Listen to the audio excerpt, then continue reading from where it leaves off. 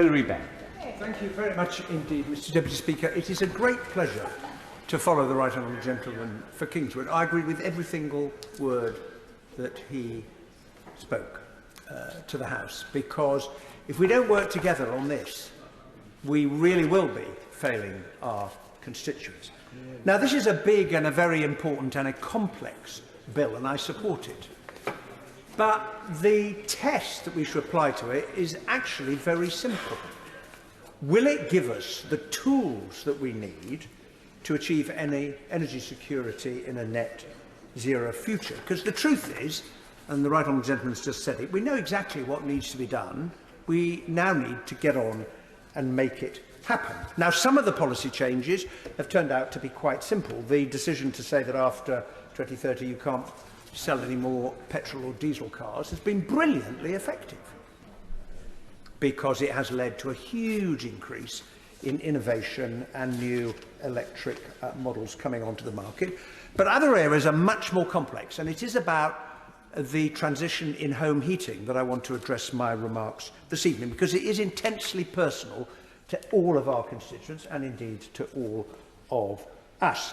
We have 23 million homes in the country that are dependent currently on gas for their heating, and we know that's going to have to change, because the point will eventually come where there won't be any more natural gas coming through the pipe. So the question is, the policy question is, what's going to replace those?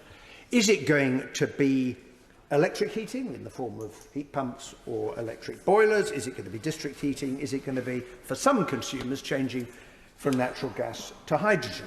On that point? Yes, I will give one. Can I just express my support for what the Honourable Gentleman is saying, and encourage him with another option, which when it comes to technology we should be considering, and government should be considering, is hydro-treated fish below in HVO.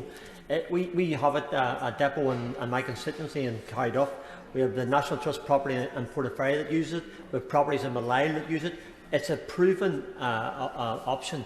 And does the Honourable Gentleman feel that maybe government needs to widen the net to what they think would be right and use that as a possibility? Well, I'm very grateful to the Honourable Gentleman for his intervention, because, as I shall say a little later on, I think we're going to need all of the technologies that we have currently and have yet to be invented in order to meet this challenge.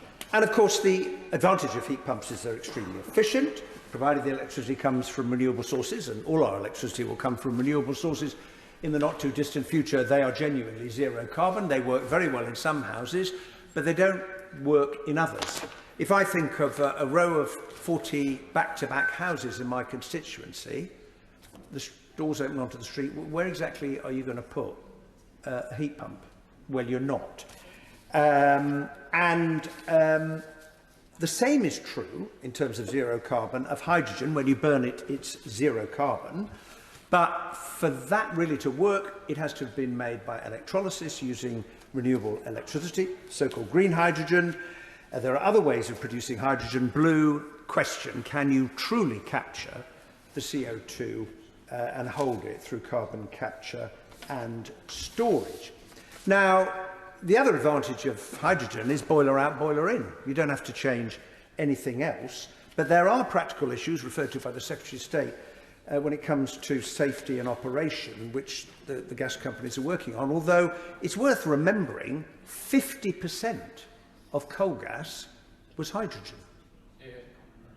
So many of us have lived through the burning of a fuel that was 50% hydrogen, but it will only succeed in some cases as a long-term replacement if we can produce enough of the green hydrogen quickly enough. That requires a huge increase in renewable electricity, because the disadvantage of hydrogen, or green hydrogen, is it's not very energy efficient when you produce it. It's really 3 units in to get 1 unit of heat out. Although at the moment we pay turbine operators to turn off their turbines when the grid can't take the electricity they would otherwise produce. Well, it's kind of obvious, but why don't we turn them back on again at that moment to produce green hydrogen and store it? And as I said to the Honourable Gentleman who intervened, I think we'll need all of the technologies in all of the sizes and all of the colours to succeed. I don't think it's the government's job to pick one of them and say it's this or it's that.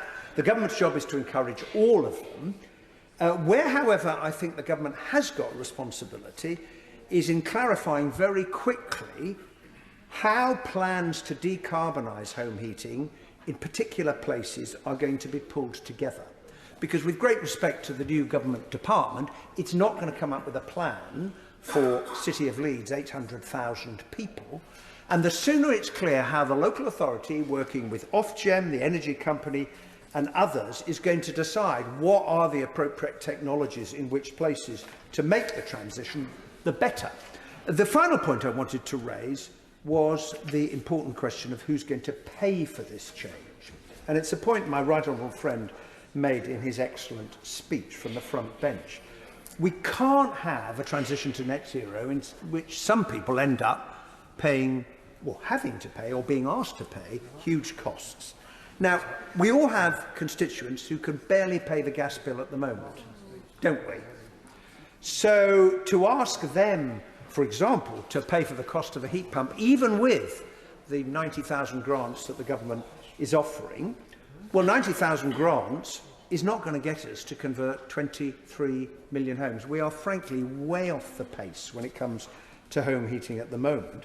And what that means is when the gas boiler of today dies, what the homeowner or the social landlord or the landlord will do is they're going to put in another gas boiler because it's cheaper currently than a heat pump.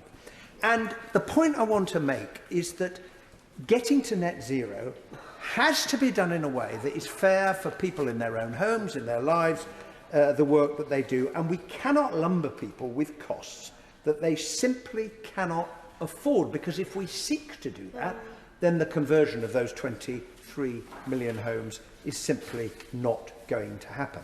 And that's why here, and in many other respects, we need more clarity and more speed.